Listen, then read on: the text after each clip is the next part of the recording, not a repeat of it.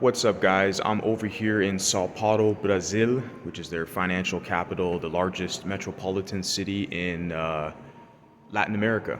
Okay, and so I'm out right here in the museum. I'm in the Afro Brazilian Museum, which is located in one of their central parks here. I'm still having trouble pronouncing the name, but check out behind me some of the text. I want to share with you guys some stuff I'm seeing. So, as I just finished filming that little short clip of myself, one of the security guards in the museum walked over to me and basically prompted me and told me that I can't record any videos in the museum. So, hence why I'm going to do this just with the audio. But I want to talk about the text that I saw right here. Very interesting because it highlights the significance and the difference between black and multiracial, or we could say Pardo and Mulatto. The text highlights the difference. Now, remind you guys, this museum is the Afro Brazilian Museum. And so most of the whole museum, all of it is going to center around blackness and Africa, okay, which is fine. You know, they have their own museum. But when they present the facts and history of like mulattoes and pardos in their museum, they're always going to position you as being kind of in the shadows of them. They'll highlight you and your existence, you as a group, as a people, as a classification, but they'll position you as being in the shadows. They always have to center blackness, dark skin, Bantu. They always have to center blackness.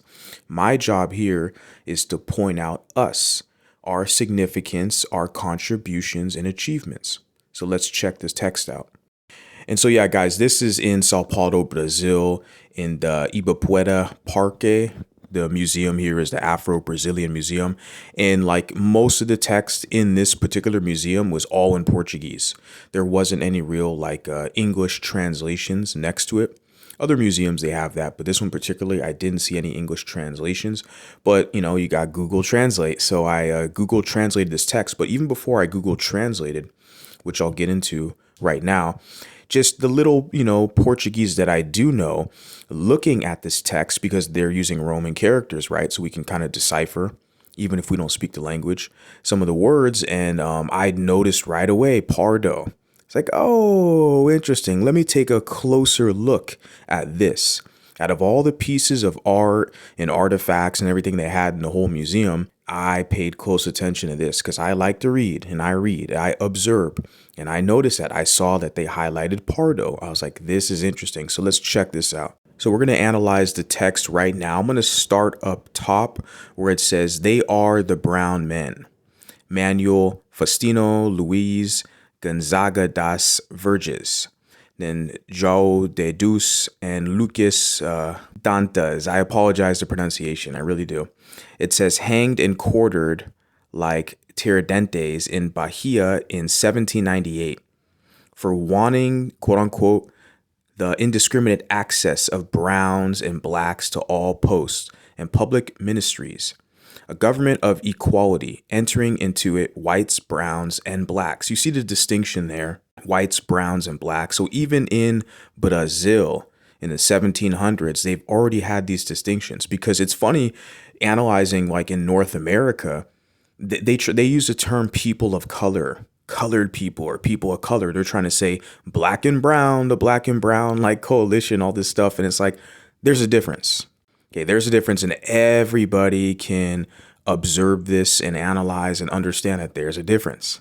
So I think this is critically important to understand, because what you'll find is Afrocentrics, what they'll say is, well, black comes in all shades and colors. We're all this. It's like, well, that's a method that they're using to try to position you to be a subordinate underneath them, where you are a minority amongst them. This is the process.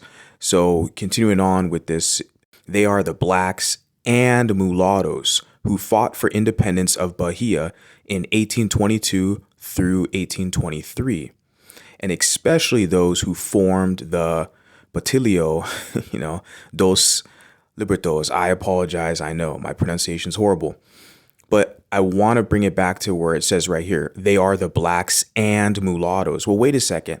I thought mulattoes were considered black. They put us side by side, and we know damn well that we're not the same people. And historically, this has been true. It's true today. Okay, all the revisionist and historical revisionist and academia and the media can lie their pants off all they want, trying to say black comes in all shades. If you got a drop of black blood, you still no, no, no, no. No, we're destroying those rules. We're rewriting the rules. It's our time now. We have the microphone, we have a voice, and we're going to let you know. But this is critically important. I want to talk about this to share with you guys, even in Brazil, when I go to one of their museums there in Sao Paulo, and I find this information there. And they're literally in text, they're pointing it out, a distinction. We have to highlight the distinction when it presents itself, black and mulatto. Because if mulattoes were considered black, they just lump us into the same damn group. But they clearly don't. The academics, the researchers, they point out the difference, and we have to take notice of that and basically acknowledge that, as I'm doing right now. Okay, and again, I'm going to jump a little bit later on to the text, and it says here, they are the sailors of Raul Candido in the 1910 revolt, ending corporal punishment in the Navy once and for all. They are the blacks and mulattoes of the Prestes column, taking the world of trust and freedom to the interior of Brazil. And this is, again, I want to point out the distinction. They're not saying mulattoes are black. They're saying blacks and mulattoes, two independent groups. Critically important because, remember, the Afrocentric one-droppers, they have an agenda. They want to use you. They want to steal your history, claim it as theirs. They want to absorb you. So we have to continue to highlight the fact that we are different than them. And then we can see here it says they are the mixed race and blacks. See, there's a difference because the blacks, they're not mixed race. Well, we all mix. No, you're not. Your little slave master DNA, your little 5-10%, whatever, that's insignificant to a mulatto who is literally 40 to 60% European. We're different people. It says they are the mixed race and blacks of the Brazilian expeditionary force who in Europe helped the United Nations crush fascism and create the world of tomorrow. The unmistakable presence of black people, in fact, invades all sectors of our social life. See, the whole thing about this text is it highlights blackness. It paints blackness as the freedom fighters and virtuous and all this stuff. It's a black museum. I get it. But then they talk about mulattoes and pardos, mixed people, in a way to where we are to be in the shadows of blackness. This is what, and this is the whole agenda. They position us to just be in the shadows of blackness so they can weaponize the one-drop rule. They can claim us when it benefits them to use us for their political capital and influence. And then when they're done with you, or they get what they want from you, they discard you. Are you guys accepting of that deal? I don't. I've never, so like, I'll be the bad guy, okay? I'll be the bad guy because I don't accept a deal like that. This is our history. I'm going to find my history related to my people, the mulattoes, and I'm going to promote it and highlight it. They are the mixed race and blacks who participated in the revolutions of 1930, 1932, and 1935. Then again, guys, you see, they're highlighting mulatto and then they're highlighting mixed race, meaning not black, different group of people. Do they have some African or black admixture? Sure. But they have just as much African or black admixture as they do European admixture. The whole point of this, guys, is to reclaim our history, reclaim our excellence, our exceptionality, and our uniqueness. This is the whole point of this. This is why this is important for me to talk about. So it says here, they are the mixed race and blacks of the Brazilian expeditionary force who in Europe helped the United Nations crush fascism and create the world of tomorrow.